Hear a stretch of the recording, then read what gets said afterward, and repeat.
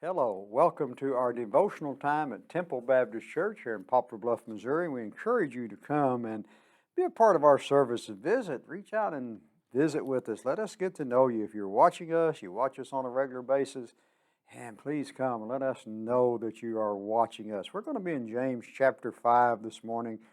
We're going to talk about a subject that sometimes we're just not really very good at, but James is going to give his readers here some instructions, and as we look at this, we look at verse 7 of James chapter 5.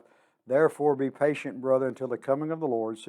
See how the farmer waits for the precious fruits of the earth, waiting patiently for it until it receives the early and latter rain. You also be patient, establish your hearts, for the coming of the Lord is at hand. Do not grumble against one another, brethren, but let your commandments. Behold, the judge is standing at the door. My brother, take the prophets who spake in the name of the Lord as an example of suffering and patience. You know, how many of us are really willing to wait? What's our wait time?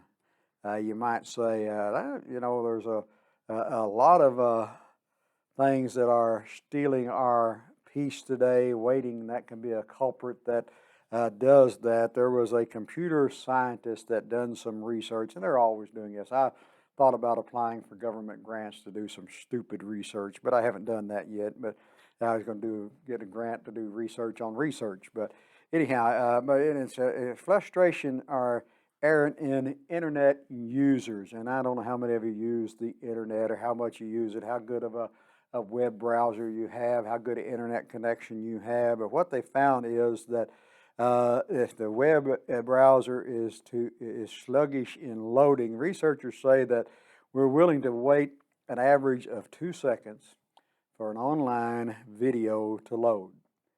And research shows that after 5 seconds, the abandonment rate is about 25%, and after 10 seconds, half of the users desert their efforts, and so we're certainly an impatient bunch, aren't we? If we can't wait 2 seconds, 5 seconds, or even 10 seconds to get something to download from the internet, we may have too much time on our hands. I'll just put it that way. But, Jesus is encouraging believers, or James is encouraging believers in Jesus not to abandon him while they're waiting for his second coming. We don't abandon Jesus just because he's delayed in his coming. We just keep on believing that he is a rewarder of those who seek him. And so, Christ would return and motivate them to stand, and he's motivating them to stand in the face of suffering and love one another and honor one another. And James is using the example of the farmer to make his point. I think we live in an agricultural society.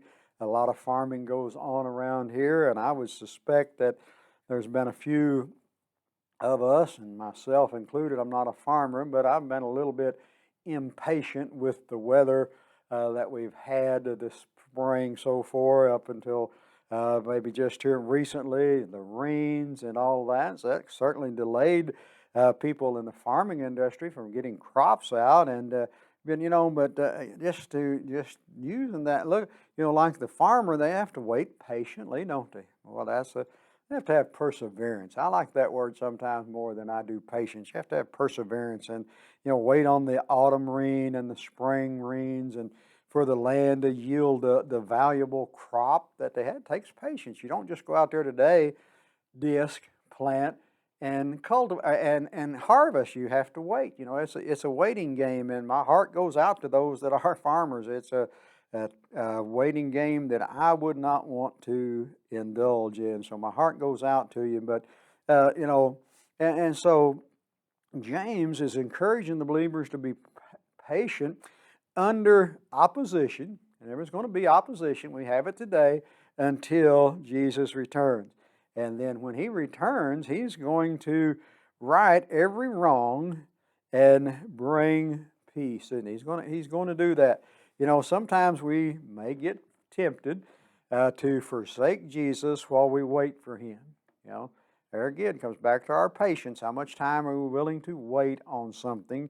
If it's important to us, we'll wait a long time. You can sometimes get put on hold on the phone and say, I got to stay on here because I need to talk to whoever comes on here that will talk to me. And so, we're tempted to do that, but as we wait, let us watch and remain faithful. That's the thing.